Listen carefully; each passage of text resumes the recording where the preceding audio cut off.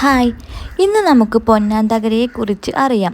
നമ്മുടെ പറമ്പുകളിലും വഴിയോരങ്ങളിലും ശോഭിച്ചു നിൽക്കുന്ന ഈ ഒരു ചെടിയെ നിങ്ങൾക്കെല്ലാവർക്കും അറിയാമായിരിക്കും.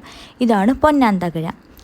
തകരയിൽ തന്നെ പല വകഭോഗങ്ങളുമുണ്ട്. അതിലൊന്നാണ് പൊന്നാന്തകര. ഇതിൻ്റെ ഇലയിൽ പൊന്നുണ്ട് എന്നാണ് പറയുന്നത്. അതുകൊണ്ട് തന്നെ 4 വയസ്സുള്ള കുട്ടികൾക്ക് ബുദ്ധിവികാസത്തിനും നല്ലതാണ്. അതുകൊണ്ട് തന്നെ ഇത് കുട്ടികൾക്ക് തോരൻ വെച്ച് കൊടുക്കാവുന്നതും നല്ലതാണ്. ഒരു പക്ഷേ ഇതിൻ്റെ പൂക്കൾക്ക് പൊന്നിൻ്റെ നിറമായതുകൊണ്ടായിരിക്കും പൊന്നാംതകര എന്ന് പേര് വരാൻ കാരണം. ഇതിൽ ധാരാളം വിറ്റാമിനുകളും ധാതുക്കളും അടങ്ങിയിരിക്കുന്നു. ഇരുമ്പ്, കാൽസ്യം, ഫോസ്ഫറസ്, ഫൈബർ, ഹീമോഗ്ലോബിൻ എന്നിവയെല്ലാം ഇതിൽ അടങ്ങിയിരിക്കുന്നു. ഒരുപാട് ഔഷധ ഗുണമുള്ള ഒന്നുകൂടെയാണ് ഇത്. പൊന്നാംതകര ഇതിൻ്റെ ഇലയും പൂവും കറി വയ്ക്കാൻ ഉപയോഗിക്കുന്നു. ഇതിൻ്റെ കുരു കാപ്പിപ്പൊടിയിൽ മായം ചേർക്കാൻ പൊടിച്ച് ഉപയോഗിക്കുന്നു. എന്നാൽ അതുകൊണ്ട് യാതൊരു ദോഷവുമില്ല ട്ടോ.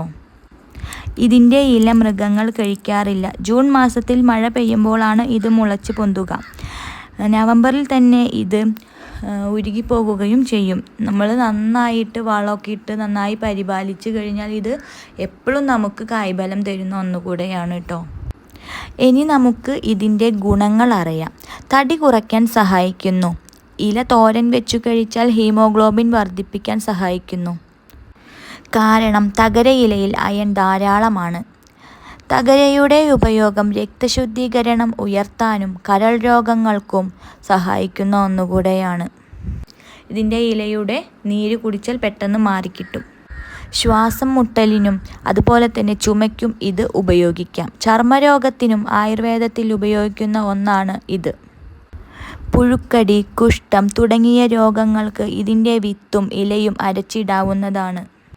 ഫംഗസ് രോഗങ്ങൾക്കും ഫംഗസ് മൂലം ഉണ്ടാകുന്ന കറുപ്പ് നിറം മാറാനും ഇതിൻ്റെ ഇലയും തളിർത്ത ഇല അരച്ചിട്ട് ആ കറുപ്പ് കളറുള്ളയിടത്ത് ഇട്ട് കൊടുത്താൽ ഒരു 2-3 ദിവസം ഇട്ട് കൊടുത്താൽ ആ കറുപ്പ് നിറം പെട്ടെന്ന് മാറിക്കിട്ടുന്നു.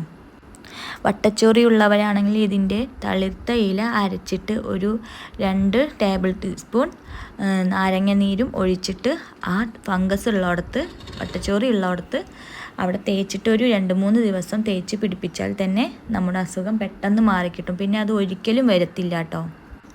വിരശല്യത്തിനും ഇത് ഒരു നല്ല ഒറ്റമൂലിയാണ് കേട്ടോ. ആയുർവേദത്തിൽ പ്രധാനമായ ഒരു സസ്യം കൂടെയാണ് ഇത്.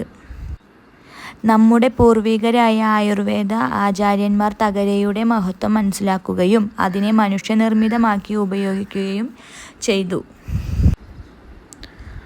അപ്പോൾ ഈ വക അസുഖങ്ങളൊക്കെ ഉള്ളവരാണെങ്കിൽ ഈ ഇല തന്നെ നമ്മുടെ അസുഖങ്ങൾക്കെല്ലാം നമ്മളെ പെട്ടെന്ന് തന്നെ മാറാൻ സഹായിക്കുന്ന ഒന്നാണ്. അപ്പോൾ എല്ലാവർക്കും വീഡിയോ ഇഷ്ടപ്പെട്ടു എന്ന് വിചാരിക്കുന്നു. അപ്പോൾ അടുത്തൊരു വീഡിയോയിലൂടെ കാണാം. ബായ്.